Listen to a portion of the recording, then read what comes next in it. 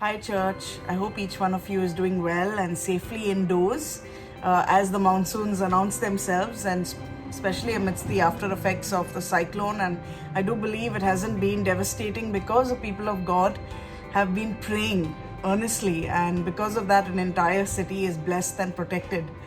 So, anyway, today I'd like to share with you something that I ponder about occasionally, but I must confess that very often I forget, until some event or some conversation or memory will trigger this. And this is actually about eternity and more specifically heaven. So, you see, last week I watched the memorial service of Ravi Zacharias, like many of you.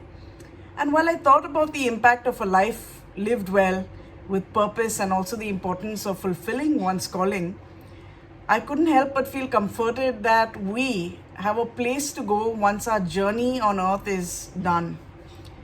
So I'm not saying this because of the current situation and what's happening in the world, or even because of the uncertainty or the unpredictable nature of life itself. But because sometimes it becomes something that we can easily forget about. And that is that each one of us that is committed to Christ is actually heaven bound. So, this whole topic can be a very challenging subject because of the great mystery about life after death. On one hand, we want to know everything, like even things that might be way beyond our maturity or understanding.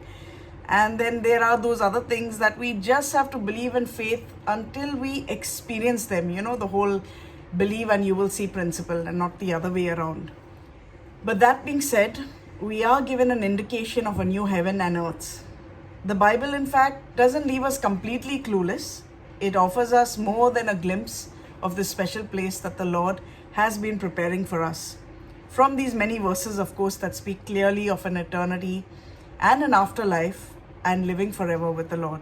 So just to take you through a few of them, 2 Corinthians 5, 1-10 talks about our eternal house in heaven with the Lord, and one that isn't built with human hands. So of course you can go through it, the entire chapter actually, if you want to read the whole context. 2 Peter 3:13, here Peter talks about the last days and mentions a new heaven and a new earth. So it's interesting how he also says that the day of the Lord will come unexpectedly like a thief. So much for all those predictions that many people make about when the Lord is returning, that is giving specific dates and timings. I think the idea is just that in every season we're supposed to be prepared.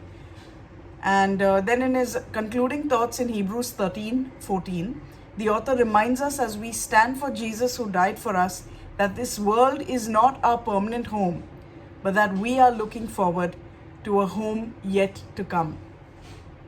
And of course, a few other verses that you can ponder on: Hebrews 11:16, Revelation 21, 1-5, which gives a vision of heaven. Church, I just want to ask you if you have recently had conversations with folks who are yet to know the Lord in a personal way. Can you honestly say that any of those thoughts or words, coming out from those kind of conversations lead to hope? Just think about it for a moment.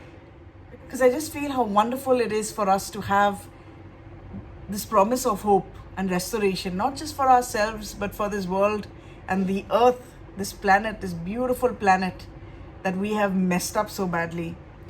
How comforting to know that despite the unrest, the violence, the poverty, the corruption, sickness, disease, injustice that we see in every corner of the world, no country is spared, by the way.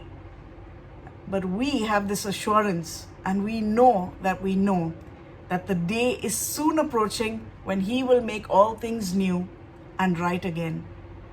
So I hope as you meditate upon the scriptures and your own time with the Lord, you will find that strength each day, and you will develop a great anticipation for that day when you will see Him face to face. God be with you.